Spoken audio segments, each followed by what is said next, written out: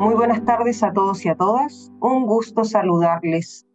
Soy Joana Candia, coordinadora de vinculación con el medio de la Facultad de Ingeniería y Negocios de Universidad de las Américas, y hoy les doy la mayor bienvenida en nombre de nuestra facultad a la inauguración académica 2024, ciclo que hoy nos convoca con la charla magistral Inteligencia Artificial y Data Science.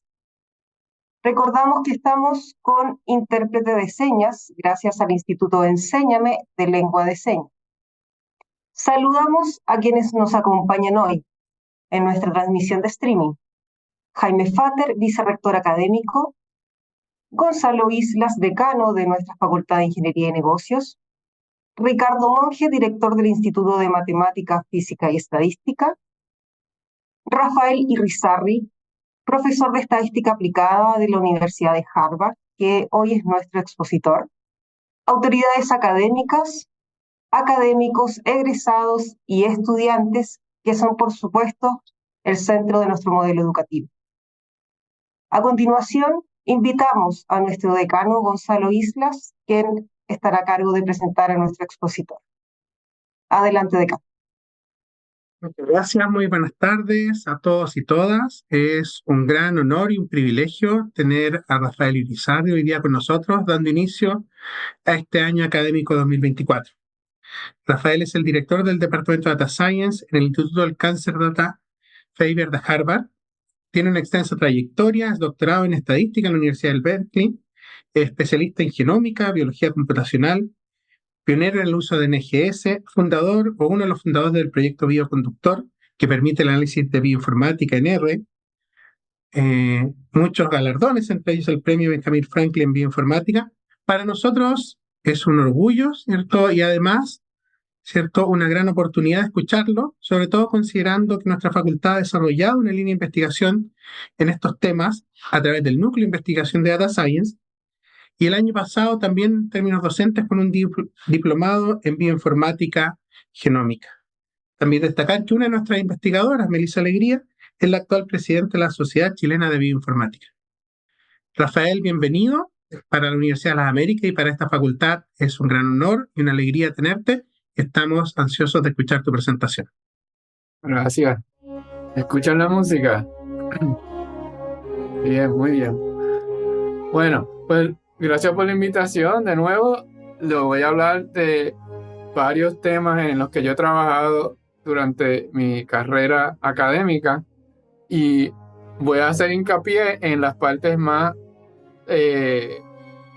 asociadas a lo que llaman hoy Data Science. Los temas son temas que los que yo he trabajado. Mi tesis fue en analizando señales de música. Ya pronto les voy a explicar cómo se relaciona a la música que están escuchando ahora. Entonces les voy a hablar un poco de la genómica, que fue la primera área fuera de aplicación donde tuve mucho éxito, y finalmente un poco sobre lo que he hecho recientemente, que tiene que ver con el surveillance, el monitoreo de salud pública, en particular con excesos de muerte durante huracanes y ahora con COVID. All right. Pues déjame entonces ir a la próxima. Ok, eso es lo que acabo de explicar. Pues empieza la charla con un screenshot de uno de mis papers de la tesis. Yo hice mi tesis en estadística, como escucharon, y los doctorados en estadística tienden a ser bien teóricos y matemáticos. Pero yo soy un estadístico aplicado y muchas de las cosas que hacemos como estadísticos aplicados no se incluyen en los artículos que escribimos, y eso en cierto sentido creo que tiene que ver con el hecho de que no enseñamos muchos de los aspectos importantes del análisis de datos en nuestros cursos universitarios, porque no son matemáticas y también a veces son más difíciles de enseñar. No hay libros de texto necesariamente que te den una receta de cómo enseñarlo. Que yo no voy a estar hablando hoy de matemática, no van a ver casi ninguna ecuación. Más bien les voy a hablar de cómo he usado mi entrenamiento en estadística para resolver problemas del mundo real. El primero tiene que ver con señales de música, eso fue mi tesis. Y también estoy tratando de abarcar varios temas para que vean la importancia de la estadística en varias áreas, no solamente en el área que me especializo hoy, que es la genómica. Esa música que estaban escuchando al principio es de la película Farinelli. Y que es una película que es sobre el último castrati del mundo. Y el reproducir la voz de Farinelli es imposible porque hoy no hay castrati. Así que para lograr lo que acaban de escuchar, se usaron análisis de datos. Y básicamente lo que se hace es que se graba la partitura de toda la película, lo graba un tenor, un hombre, un tenor, y también lo graba una mujer soprano. Y entonces se combinan esos sonidos de una manera que entonces se parece a la voz de un castrati. Sabemos cómo se escucha porque existen ya para cuando Barinelli ya estaba en sus últimas etapas, ya se había inventado la grabación musical, así que hay algunas grabaciones que se pueden escuchar. Bueno, pues, ¿cómo se combina? Para entender cómo se pueden combinar esos dos, vamos a ver que tiene que ver algo con el análisis de datos. Lo primero que quiero que piensen es qué pasaría si si yo tomo esas dos grabaciones, las voy a representar como déjame poner aquí, como una suma de la señal. El sonido esto es un concepto de la física, es una señal continua, y aquí la estoy representando con una función del tiempo.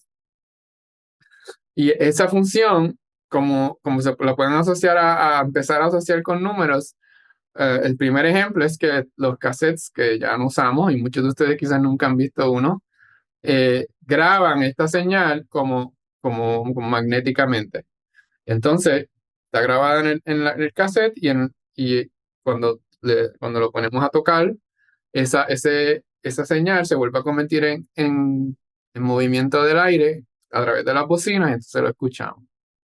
Así es que funciona la grabación de sonido.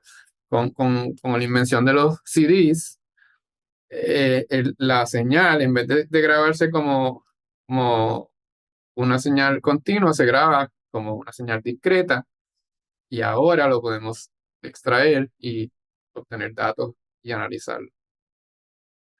Así es que esa gráfica que ven ahí es una gráfica que yo hice en mi doctorado, y es una señal de un sonido musical. Son 44.100 medidas por segundo. Así que ese VT, que es la señal que viaja por el aire, se graba como datos bien densamente digitalmente. Para escucharlo, esa función digital la convertimos en una función continua a través de las bocinas o los headphones. Se convierte otra vez en una señal de aire.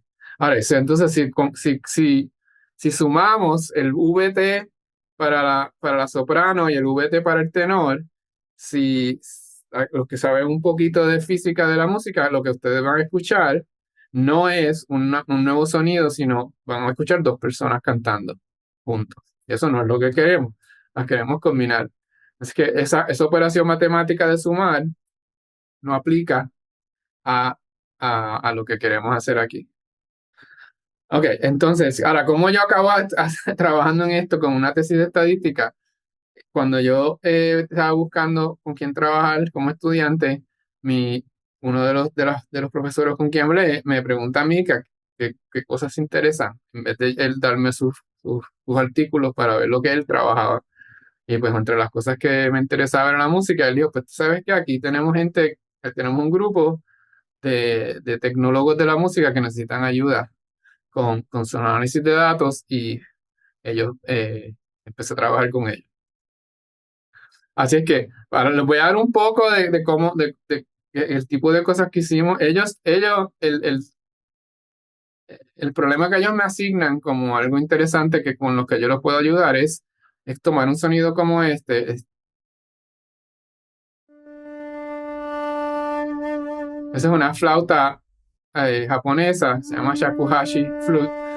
Y ese sonido a ellos les interesa mucho porque les interesa el, el sonido de viento que tiene. Y ellos quieren, este grupo no solamente querían entender la naturaleza de los sonidos, sino que también eran compositores algunos y querían extraer sonidos de una forma que los podían manipular para hacer sus propios sonidos nuevos y crear música moderna que de seguro ninguno de ustedes han escuchado porque no es muy popular, pero hay un grupo de personas que se dedican a eso, a hacer música nueva con nuevos sonidos y muchas veces están en universidades. Ok, so ese era el reto.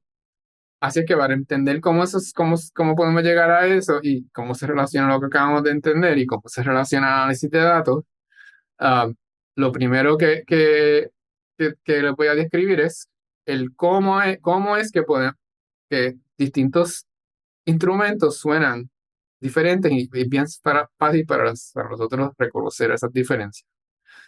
Pues resulta que si uno analiza las formas de las funciones de estas VT, de por ejemplo una trompeta y un clarinete, si lo convertimos hacemos una regresión a senos y cosenos, que son funciones periódicas, vamos a ver que tiene unos coeficientes de regresión bien altos.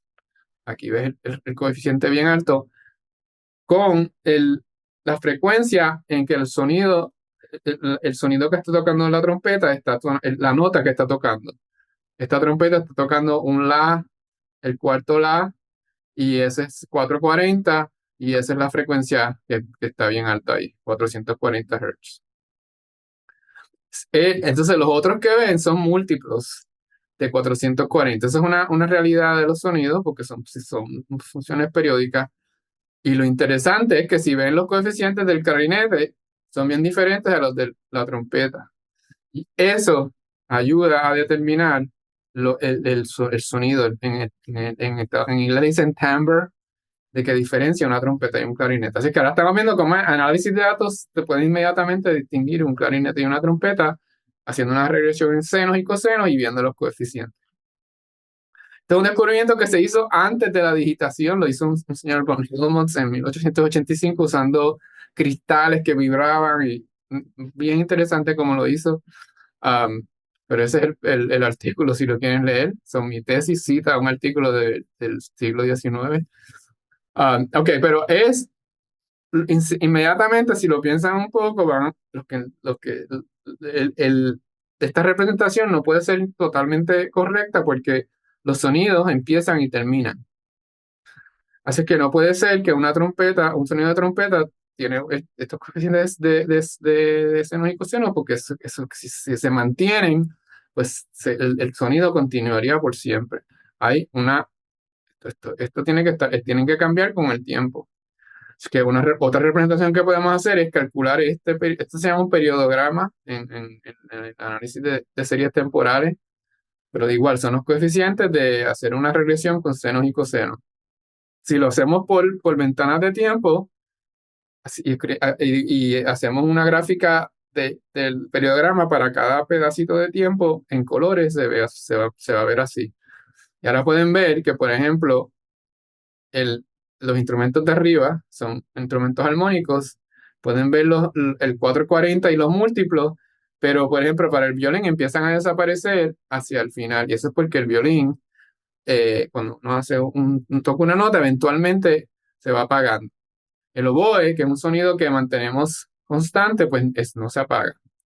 Y la guitarra, que es un sonido que definitivamente acaba, termina y se puede ver en este análisis. Estos instrumentos de aquí abajo son instrumentos que no son armónicos, aunque el tímpano y la marimba sí tienen notas, no tienen esa propiedad de tener los armónicos como la trompeta. Perdona que yo no sé por qué está pasando eso, pero sigue cambiando las slides para adelante y para atrás. Alright, so ahora que cómo eso te relaciona a lo que lo estaba describiendo antes. Pues si ahora, si nosotros hacemos la suma en este espacio, si en vez de sumar el VT sumamos los coeficientes de la regresión y entonces lo convertimos de nuevo a una señal en el tiempo, entonces vamos a obtener un promedio de los sonidos. Y así fue que se hizo el, el, el, el, el- la música para esa película. Así que específicamente, ahora vamos a escribir unos modelos estadísticos para hacerlo. Básicamente estamos diciendo que el señal de sonido es una función del tiempo. Hay unos parámetros que van a definir lo que es esta función y entonces tenemos el resto del sonido. Esta va a ser la parte armónica y este es el resto. Los compositores con quien yo trabajaba le interesaba más que nada lo que llamaríamos en estadística el error, pero claro, para ellos no era el error, para ellos es la señal más interesante, le decían los residuos, y modelamos la parte armónica con un modelo armónico sencillo, una suma de cosenos, senos y cosenos. A ver, si hacemos trigonometría lo podemos convertir en senos y cosenos. Y son K, ese es el número de armónicos, y los parámetros van a cambiar con el tiempo. Así que la amplitud, más que nada la amplitud va a cambiar con el tiempo. Y ahora, esto es algo que podemos ajustar y obtener los parámetros y allí los podemos entonces cambiar.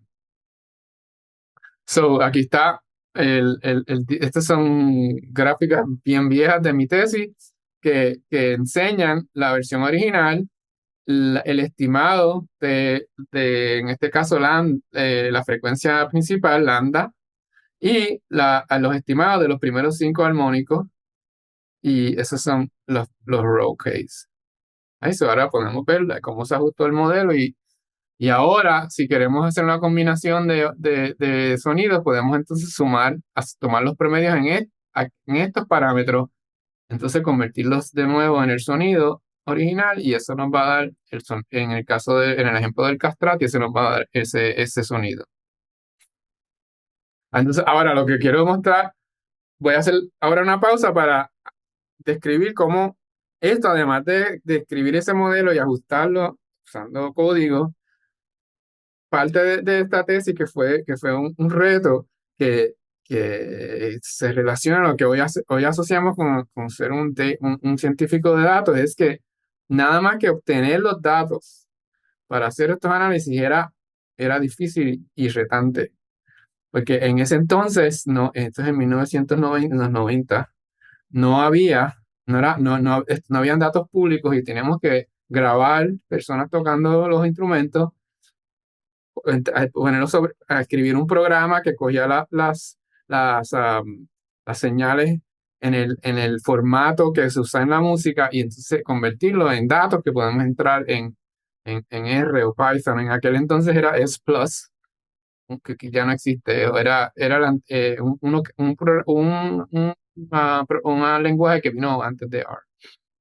Bueno, pero ahora también otra cosa interesante que también no es algo que aprendemos en clase ni se asocia con la estadística que teníamos que hacer para hacer esto correctamente, era que para saber si el modelo ajustó bien, mirar los residuos, que es algo que aprendemos a hacer en clases estadísticas, no era muy útil porque es difícil de ver lo que está pasando. Aquí podemos ver un poco que al principio hay más, no, más residuos que al final. Eso tiene sentido porque esto es un oboe. Y al principio hay un poco hay más viento que al final, cuando el sonido original, eso ahora lo podemos escuchar. Así que para, para ver si ajustamos el modelo bien, pues en vez de mirar los residuos, los escuchamos. Así que aquí este es el sonido original. La parte armónica, para el oído normal, no es bastante difícil de distinguirlo porque el clarinete es un instrumento bien armónico, Pero si tomo los residuos y los amplifico, suena como aire pasando por un tubo, que es lo que es el clarinete. El violín, si oímos los residuos, se va a oír como un pelos de caballo rozando metal.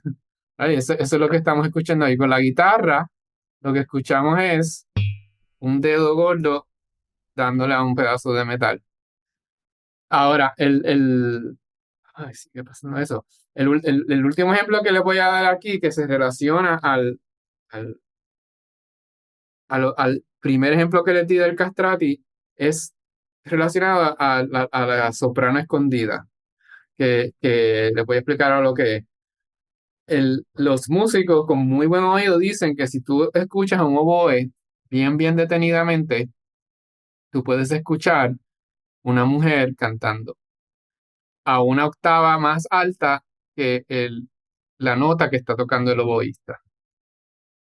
Así que, si eso es cierto, yo no lo escucho por mi cuenta, pero como tengo acceso a los datos, puedo obtener mis parámetros que puedo manipular y puedo, si la soprano escondida está cantando una octava más alta, puedo resaltar la parte del modelo que se relaciona a una octava más alta de la nota del oboe. Y si le voy a tocar el sonido donde yo tomo el oboe y como a medio segundo después del sonido empiezo a mover los armónicos, los parámetros de una octava más arriba para que resalte ese sonido y ustedes me dicen a mí si escuchan a la mujer cantando, a la soprano cantando.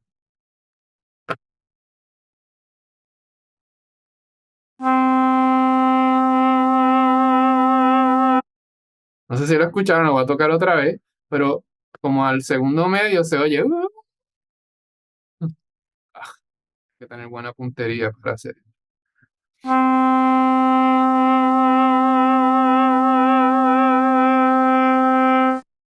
Admito que cuando primero escuché ese sonido estaba en un cuarto solo del cuarto de computadoras y me asustó un poco.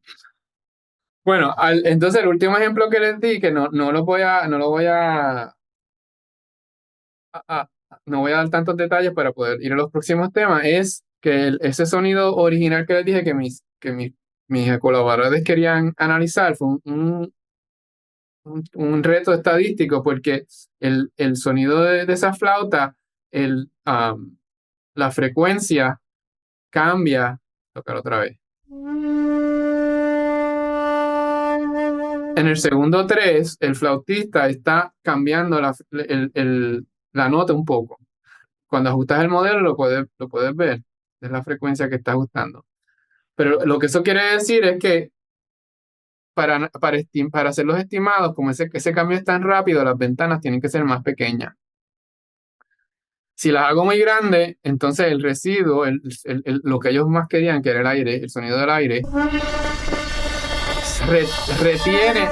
retiene demasiado del sonido original, del sonido armónico. Y si hago las ventanas bien pequeñas, absorbo todo el sonido interesante de los residuos y me quedo con básicamente white noise, ruido blanco. Yo no sé si se traduce así.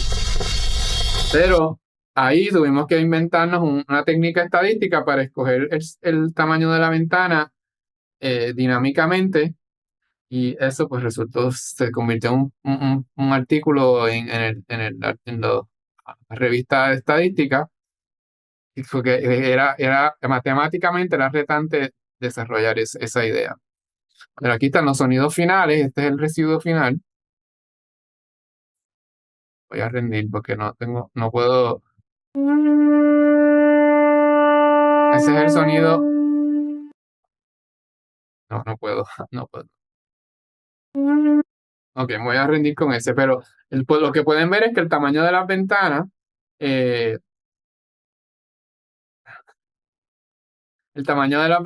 cambia con el tiempo y en el momento que el flautista está moviendo mucho la nota, se escogen ventanas más pequeñas automáticamente. Alright, pues ese es el primer ejemplo relacionado a la música.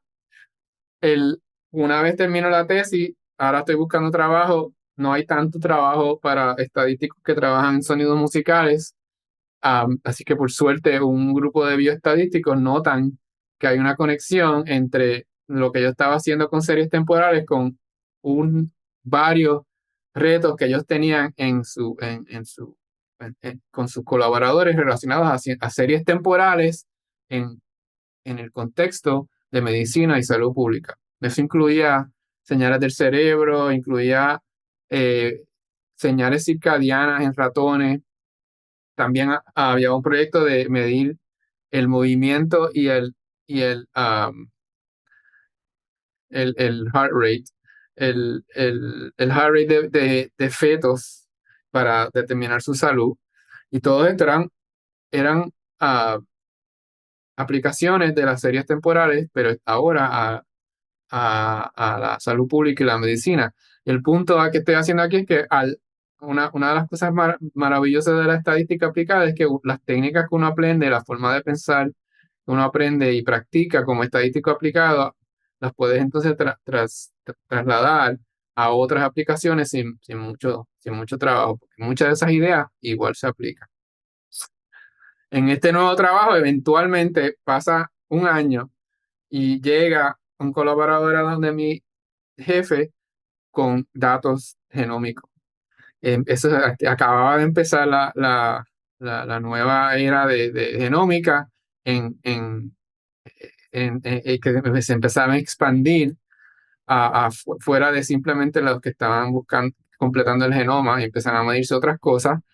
Y cuando llegan los datos, la razón que me lo mandan a mí es porque no había nadie más en el departamento que había trabajado con datos tan grandes. Como yo tenía 44.100 por segundo y ahora llegaban 20.000 genes por persona, pues me conectan a mí con ellos porque pensaban que era el único que iba a poder trabajar con ese tipo de datos y ahí empezó mi carrera trabajando en la genómica. Entonces, la forma que me gusta motivarla es un campo que aún todavía los trabajo, es mi área principal y la razón que todavía me mantiene interesado es porque se continúan inventando tecnologías que permiten descubrimiento. Y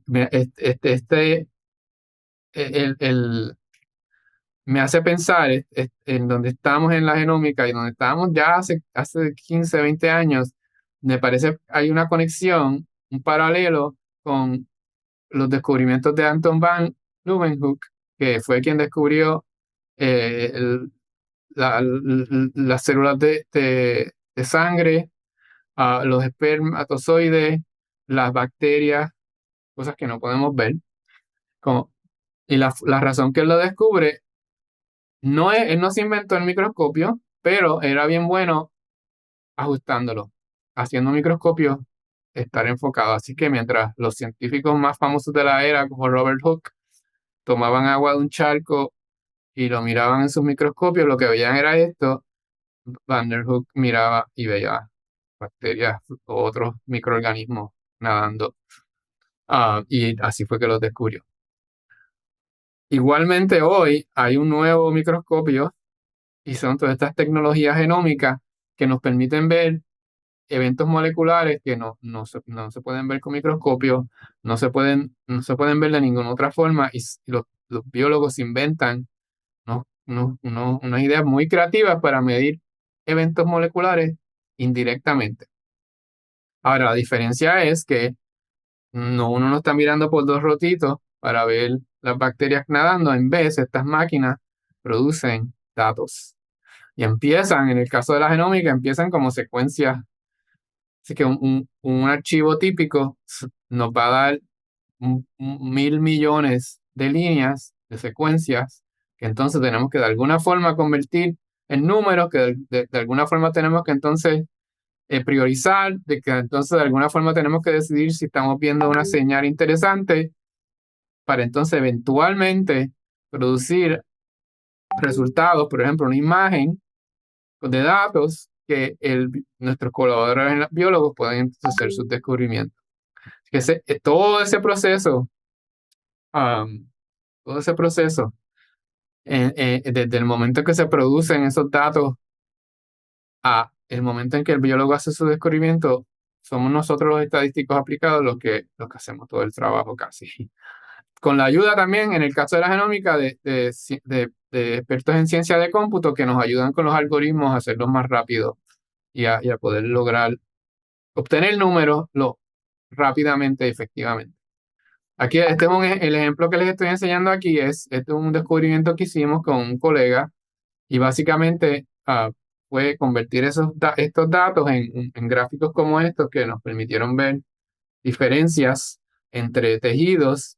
Esto es algo relacionado a la metilación, para los que saben lo que es, y descubrimos que las diferencias en los humanos, los primates y los mamíferos, en verdad, en general, las diferencias entre metilación entre tejidos se encontraba en unas partes del genoma que hasta el momento nadie las estaba buscando allí. Fue la genómica la que permitió mirar, simplemente poder verlo, y segundo, fue la estadística la que permitió limpiar las señales para poder hacer el descubrimiento. Así que le voy a dar un ejemplo de mi carrera donde tomamos datos fuera de foco y los enfocamos para permitir descubrimiento. Un ejemplo bien específico, y les voy a dar un poco del trasfondo de la estadística que ocurre para lograr eso.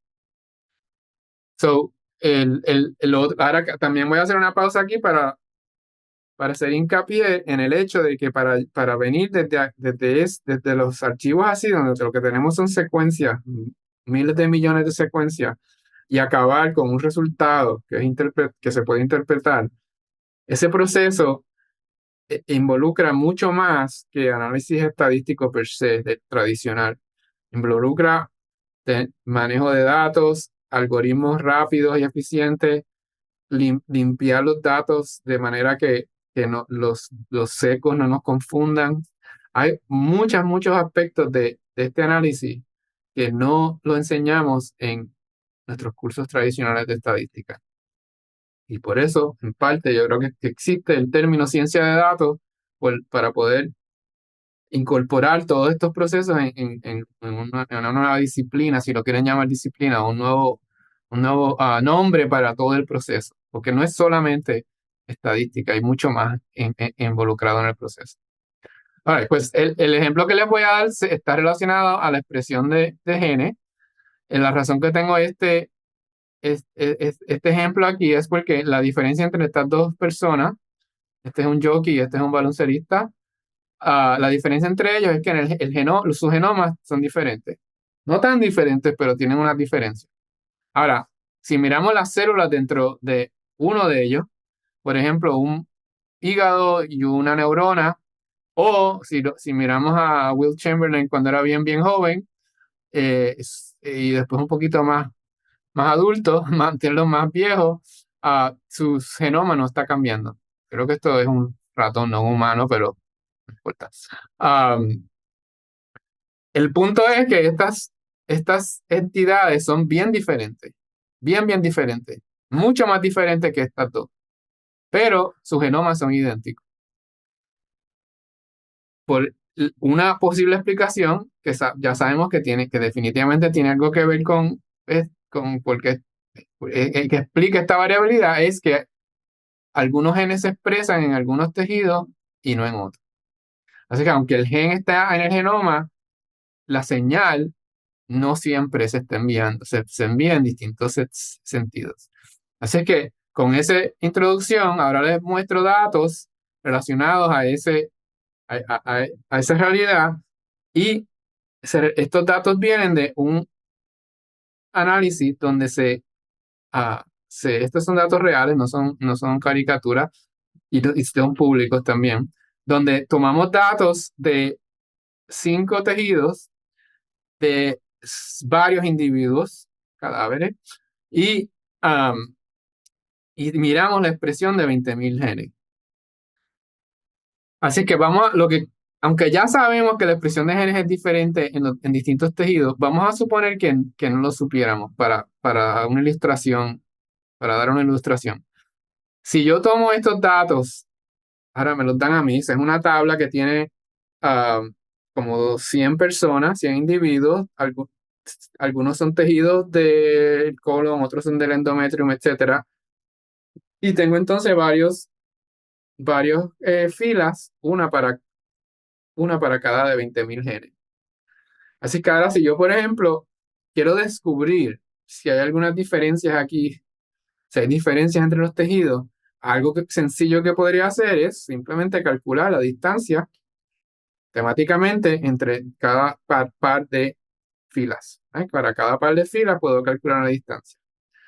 Y mirar si los tejidos se están separando, de los distintos tejidos se separan, mientras que los mismos tejidos se mantienen cerca, porque eso entonces nos permitiría descubrir que los genes que se están expresando en los tejidos son diferentes y son consistentes dentro del tejido y quizás ayudan a explicar por qué tenemos células tan diferentes con el mismo genoma.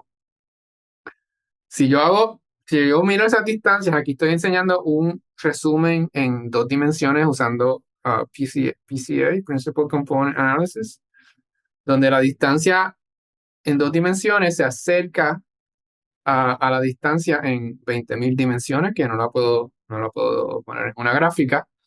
Y lo que vemos es que si tomo los datos crudos, no voy a hacer el descubrimiento.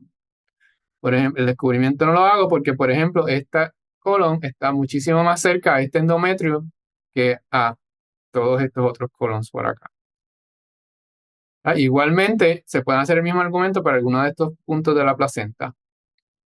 Sí, ¿qué está pasando? ¿Por qué no estamos viendo lo que debemos ver?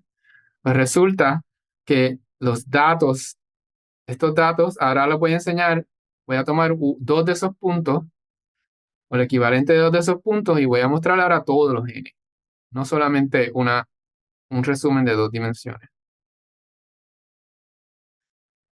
Así que aquí están los 20.000 genes, y lo que les estoy enseñando es la diferencia en la escala logarítmica de cada gen de 2 tejidos, solo 2. Y ahora les explico que esta gráfica no viene de la anterior, sino que esto es de un experimento que hicimos porque estamos viendo tanto ruido en los datos. Hicimos un experimento para entender qué estaba pasando. Y en este experimento tomamos el mismo RNA y lo pusimos lo medimos 2 veces, debemos obtener los mismos resultados. Así que el logaritmo de las tasas, de la diferencia en la escala logarítmica debe ser 0. Son lo mismo. Además, añadimos 16 genes en el laboratorio. Adrede los hicimos 2 veces más grandes en uno sobre el otro. Así que estos anaranjados deben estar en la línea violeta, que representa 2 veces más grande, logaritmo base 2, 1, 2 veces más grande en uno sobre el otro. ¿Qué es lo que vemos? Que hay mucho ruido y el ruido sobrepasa la señal. Si estos son los datos, con razón estamos viendo esto, porque la señal no va a sobrepasar el ruido. Resulta que esta medida no es la medida cruda, y aquí de nuevo hago una pausa para hablar de la ciencia de datos. Es que nosotros tomamos el manual de la compañía que producía las medidas, miramos a ver de dónde venían estos números y descubrimos que había un archivo donde había datos hasta más crudos y se estaba haciendo un proceso estadístico para llegar a estos números. Y lo que estaban haciendo era que la compañía notó que estas medidas tenían un nivel de background, aquí lo represento con alfa, que le hacía difícil medir la señal de expresión, que ahora estoy representando con beta, y para poder deshacerse del alfa, añadieron otra medida al instrumento que se suponía que no capturara la beta y solo capturara el alfa. Y la idea es que entonces al restar estos dos, les da en la señal que quieren encontrar. Pero resulta que ellos olvidaron algo importante y es que hay ruido, hay aleatoriedad. Y en este caso era particularmente problemático. Este fue otro experimento que hicimos donde donde conseguimos datos donde sabemos que no hay beta para ver si de hecho estos dos eran iguales. Y lo que encontramos era que están correlacionados, pero hay aleatoriedad. No, o sea, están bien correlacionados, pero hay variabilidad. Así que este modelo está mal, necesitamos un modelo estadístico que nos dice que estos dos están correlacionados, pero no son iguales. Y ese modelo predice esa varianza que vemos, donde puedes hacer un poco de matemática y predecir que la diferencia que vemos en esta gráfica, esta varianza, es proporcional a 1 dividido entre la señal al cuadrado. Y si esta es la señal, pueden ver, hasta casi pueden ver la función de 1 sobre señal al cuadrado. Eso va subiendo así. Y una vez tenemos un modelo, en vez de usar esta corrección, podemos desarrollar una corrección estadísticamente más sensata, y lo que podemos hacer es convertir estos datos, no haciendo el experimento de nuevo, volviendo los datos crudos, corriendo un análisis estadístico más sensato, logramos convertir estos datos en estos datos. Y ahora, definitivamente se puede ver la señal comparada al ruido. Y cuando lo aplicamos a nuestra data desenfocada, podemos ver que si hubiéramos usado nuestro algoritmo, hubiéramos descubierto que los tejidos sí son diferentes en términos de la expresión. Esa idea estadística la convertimos en software, y de ahí ese es uno de los primeros paquetes que aparece en el proyecto Bioconductor, para los que saben del Bioconductor Package. Y al hacer el software open source gratis, pues eso fue, todos los biólogos que estaban usando estos instrumentos querían usar nuestras técnicas, y pues esto los permitía hacerlo. Así que esta diseminación de ideas estadísticas a través de software, otro aspecto de la ciencia de datos que no necesariamente incluimos en nuestros cursos tradicionales, sumamente importante. Si tu idea no está implementada de una forma que alguien la puede usar, pues entonces nunca desaparece de la historia. All right. Ahora, el último proyecto del que les voy a hablar tiene que ver con monitoreo de salud pública. Y el ejemplo que voy a darles es del huracán María, que azotó a Puerto Rico el 20 de septiembre de 2017. Y la razón que se involucraron estadísticos y otros científicos es porque en el momento, mi familia, y la mayoría de mi familia y mis amigos están ahí. Tengo una colega que tenía un un buen amigo que vivía ahí. Estábamos escuchando, esto es anecdótico, pero estábamos escuchando que había muchos problemas en los hospitales, especialmente, y que estaba muriendo mucha gente en la isla, más de lo normal.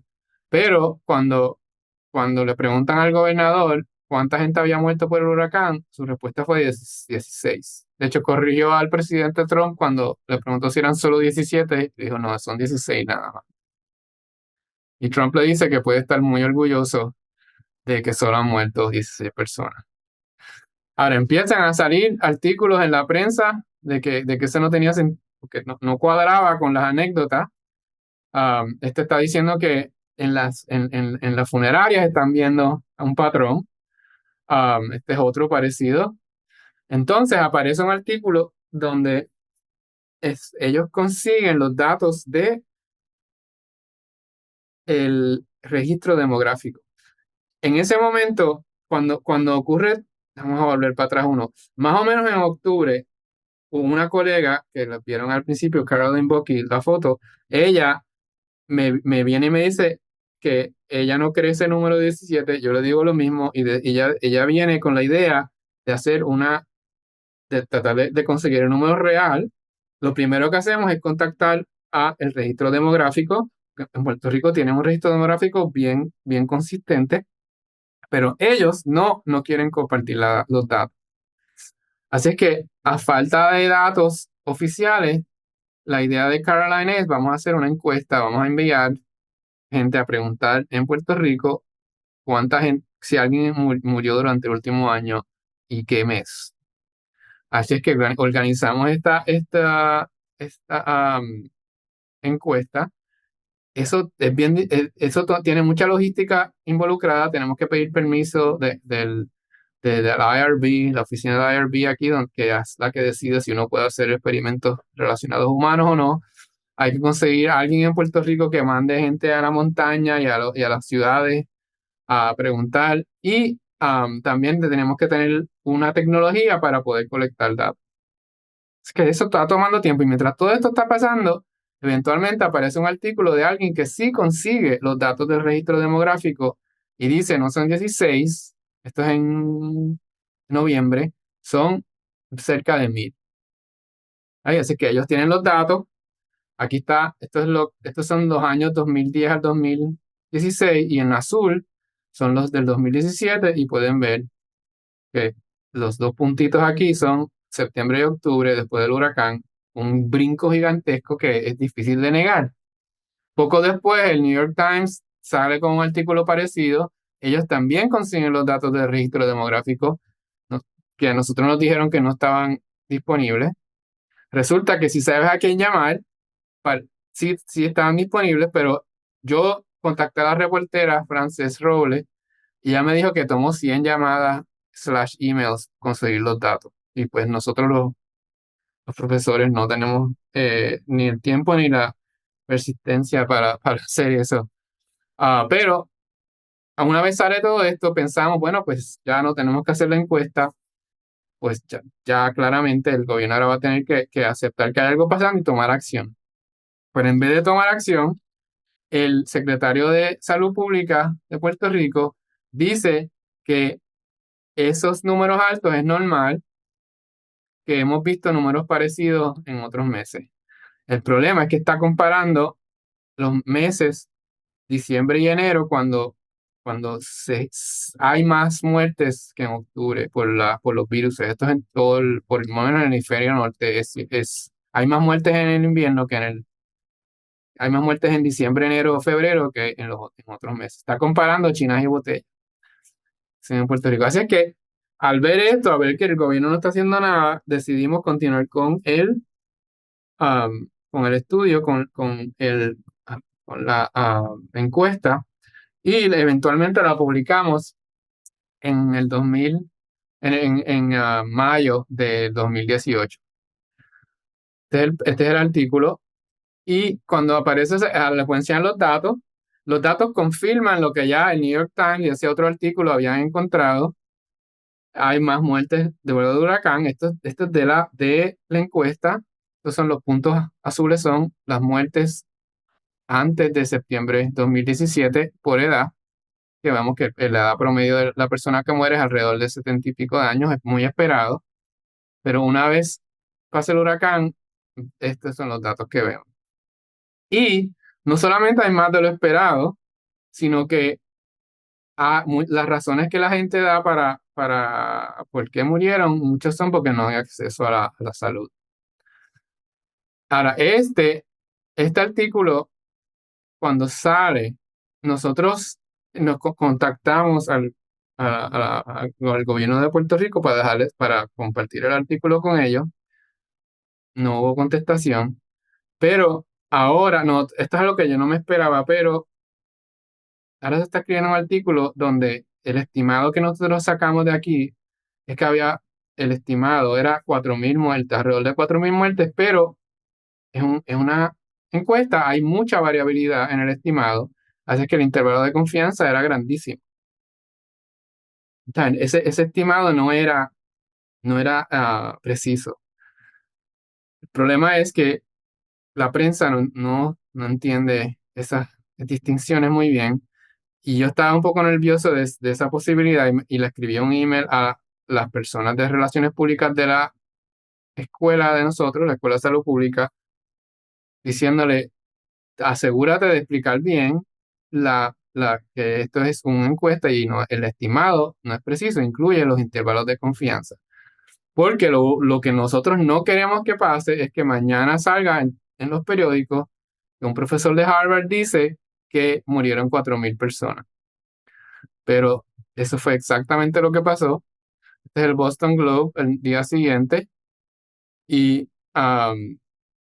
se regó la noticia. Estos son algunos screenshots, incluyendo uno de la candidata a presidente Hillary Clinton en aquel momento. Entonces también hay una gorra con el número del estimado. Esa es la alcaldesa de San Juan del momento, que también apareció en Los Simpsons. Ah, se hizo famosa porque peleaba con Trump. Entonces, el tweet que yo escribo explicando que es un intervalo de confianza solamente tiene 37 retweets, mientras que el de Hillary tiene 28.165 retweets. So, la lección aquí es que tenemos que mejorar cómo comunicamos con el público, cómo comunicamos con la prensa para que no se exageren estos resultados. Pero a la misma vez, un efecto positivo que tuvo esta exageración es que eso es una protesta que hubo en Puerto Rico después del artículo donde pusieron 4.000 pares de zapatos de personas que habían sido afectadas por el huracán. Pero el gobernador de Puerto Rico en aquel entonces dice que los datos sí eran públicos. Nosotros teníamos el email que nos decía que no, y que si no los hacen públicos, but there's hell to pay. Básicamente van a sufrir las consecuencias si los datos no son públicos. 2 o 3 días después, los datos sí los hacen públicos. Este es un reportero de la cadena CBS en Estados Unidos. Y una vez hacen los datos públicos, podemos entonces analizarlos. Los datos del registro demográfico es lo que estoy hablando. Y una vez, esto creo que son como una semana luego de que sale nuestro artículo, por fin consigo los datos. Y ahora lo que quiero acá, voy a acabar mi charla enseñándole lo obvio que era que algo estaba pasando. Estos son los datos del 2015, día por día, el número de muertes. Pueden ver que en enero y en diciembre hay más muertes que en el resto del año. Este es el 2016. La línea negra es un estimado suavizado. Este es el 2017, antes del huracán, consistente. Y estos son los datos después del huracán. Esos datos el gobierno los tenía. No hay que hacer un análisis estadístico tan profundo para notar el problema. Simplemente mirando esta gráfica es suficiente para saber que había algo ocurriendo y que se tenía que tomar acción. Después de terminar, una vez tenemos los datos y creamos una conexión con el registro demográfico, que de hecho desde ese momento se hizo una conexión muy fuerte y nos ayudaban con todo. Escribimos unos artículos para métodos estadísticos para estimar excesos de muerte después de algo como un huracán donde hay un brinco bien grande. Este paper está en Epidemiology, también hay un package de R, si lo quieren usar. Estos son los estimados que conseguimos en nuestro primer paper. Ahí pueden ver el brinco después de huracán, y entonces el efecto secundario que duró varios meses. O sea que el estimado de 4.000 no estaba tan exagerado después de todo.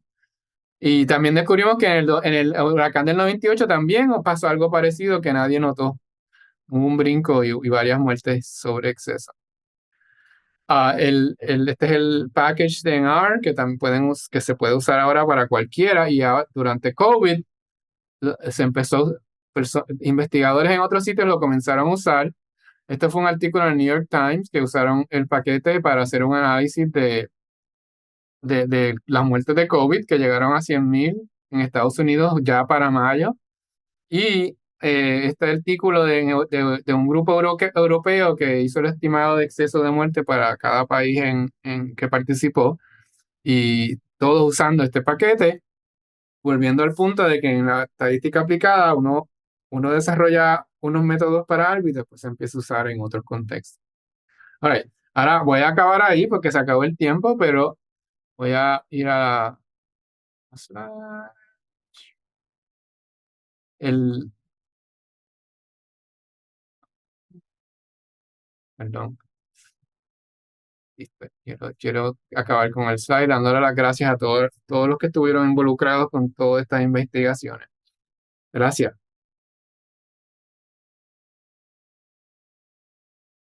Pero muchas gracias, Rafael. Muy interesante presentación. Veo muchos aplausos ahí de nuestra audiencia. La verdad es que se nos pasó el tiempo volando. Tenía una pregunta para partir mientras recibimos las preguntas de la audiencia y es, ¿cierto? Vimos tres aplicaciones bien distintas en tres temas bien distintos. ¿Y cómo ha sido a lo largo de tu carrera este descubrimiento de distintos temas? ¿Es más, ha sido una búsqueda personal o cómo el investigador va encontrando sus temas? Esa es quizás la pregunta con la cual me Bueno, gustaría sí, comenzar. pues sí, en eso yo he sido afortunado en que me encuentran a mí muchos de los problemas, muchos de los retos en los que acabo trabajando. En el caso de la música, eso simplemente fue mi, mi advisor ah, de doctorado, mi supervisor de doctorado, que quería, él se enorgullecía de trabajar de poner a sus estudiantes a trabajar en temas que le gustaban, que le interesaban. Y pues así acabé usando eso, trabajando con ese grupo. En el caso de, una vez empecé a trabajar como facultad, la mayoría de los temas son colaboradores en busca de alguien que los ayude. Claro, lo que no he dicho es que muchos que están buscando ayuda no tienen problemas que me parecían tan interesantes y pues no continuaba trabajando con ellos. Pero en los que acabo trabajando son los que eran interesantes, los que yo encontraba interesantes. Y una vez uno encuentra algo interesante, por lo menos yo pues le dedico mucho más tiempo pues así pues uno es más productivo, ¿no?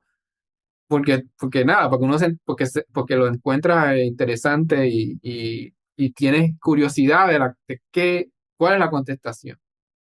Así que en el caso mío ha sido así. He tenido esa suerte de que me han llegado problemas interesantes. Tiene que ver, no es solo suerte, tiene que ver con el hecho de que esta época ha sido una donde muchas disciplinas han estado de repente empezando a usar datos para sus descubrimientos y su búsqueda de la verdad, ¿no? Especialmente en la biología, pero en otros campos también se ven los deportes, donde hemos visto que ahora se usan los datos para escoger jugadores, para escoger jugadas.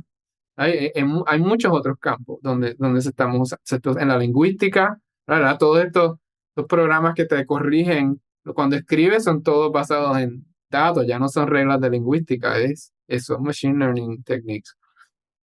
La lista es larguísima. Así que a la misma vez no somos tanto los que estamos preparados para atacar estos problemas. Así que ahí la oferta es mucho mayor, la A la demanda por demanda. nuestros servicios es mucho mayor que la oferta.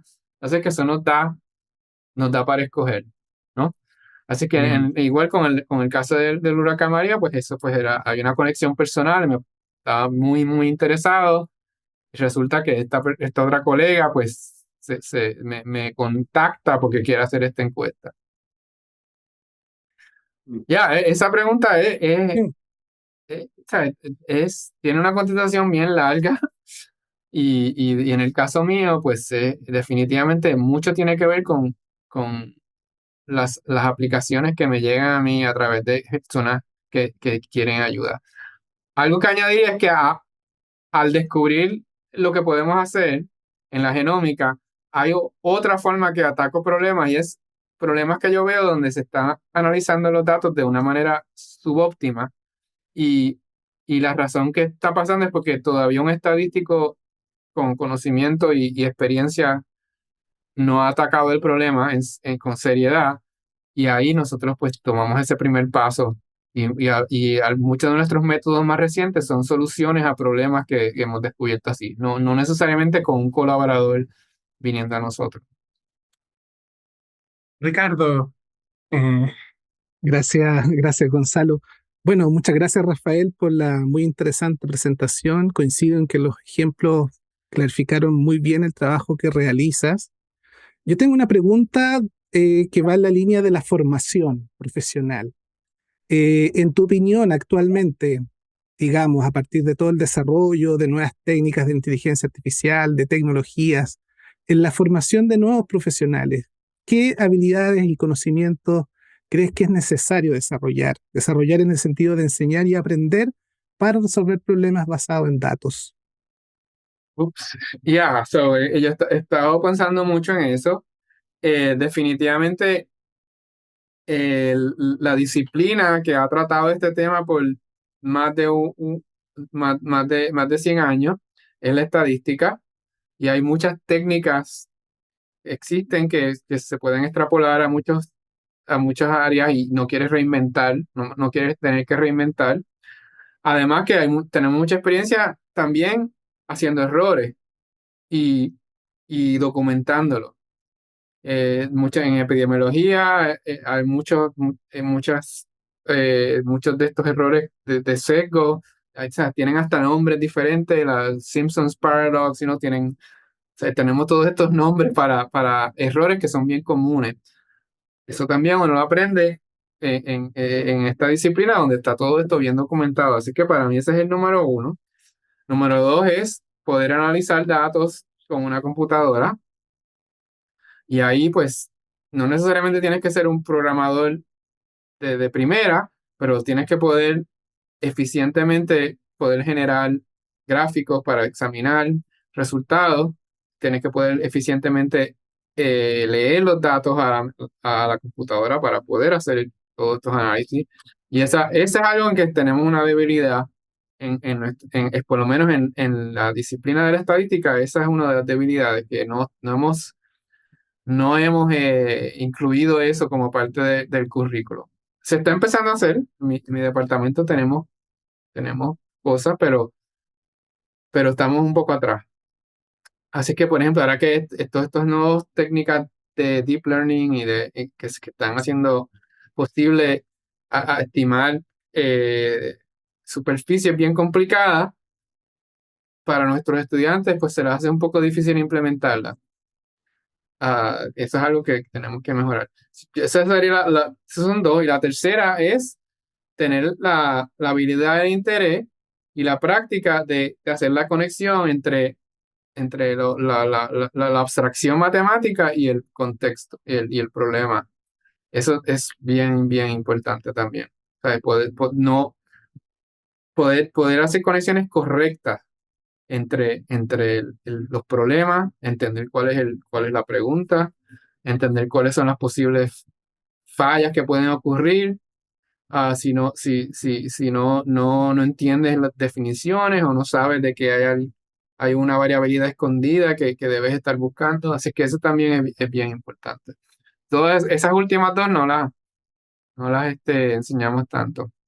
Y volviendo, y para hacer un comentario más en el caso del usar un computadora para analizar datos, la visualización de datos, no solo para presentar resultados, eso es importante, pero más importante para mí es la visualización de datos para encontrar errores y inspirar mejor metodología.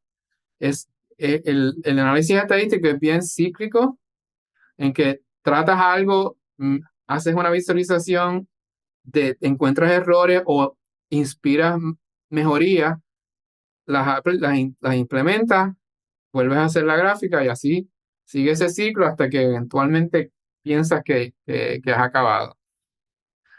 Eso también me parece que lo debemos enseñar mejor, y el que quiere estar en este campo definitivamente tiene que poder crear gráficas y poder interpretarlas eficientemente. Muchas Gracias, Rafael. gracias. Entendemos que tu agenda está bien ocupada hoy día Ya. y así que te queremos dar las gracias por esta presentación. La verdad es que ha sido de gran interés para toda nuestra comunidad, ¿cierto? Estudiantes, académicos, egresados. Una última pregunta breve que le hacemos siempre en nuestras conferencias es si le puedes recomendar algún libro a nuestra audiencia, algo que estén leyendo, algo que les permita interesarse en este tema, alguna novela. ¿Qué, Pues, qué libro recomendarías? Pues déjame, el libro que relacionado al tema de hoy, que recomendaría, se llama Factfulness de Hans Rosling. Lo puedo poner en el chat o puedo compartir ah, bien rápido para que lo vean. Ya, este libro es un... ah, el Hans Rosling lo que hace, que en paz descanse, lo que hace es usar datos para clarificar eh, nociones incorrectas que tenemos sobre el mundo por la prensa amarilla, más que nada. Y me gusta porque es básicamente un libro de análisis de datos, Muy bien. de temas que nos interesa a todos. Bueno, muchas gracias, Rafael. Gracias, Ricardo. Gracias a todos quienes participaron. Y esperamos, los dejamos desde ya invitados también al resto de las inauguraciones académicas de nuestra universidad, porque la verdad es que durante todo el mes tenemos muchos invitados interesantes, muchos talleres además de temas de inteligencia artificial. Lo invitamos a revisar la página web y de nuevo, Rafael, muchas gracias. All right. Muchas gracias de nuevo. Bye. Hasta luego. Muchas gracias a todos por asistir el día de hoy. Los dejamos invitados a las próximas actividades que podrán encontrar en nuestro sitio web www.utla.cl y redes sociales institucionales. Que tengan una buena tarde. Gracias.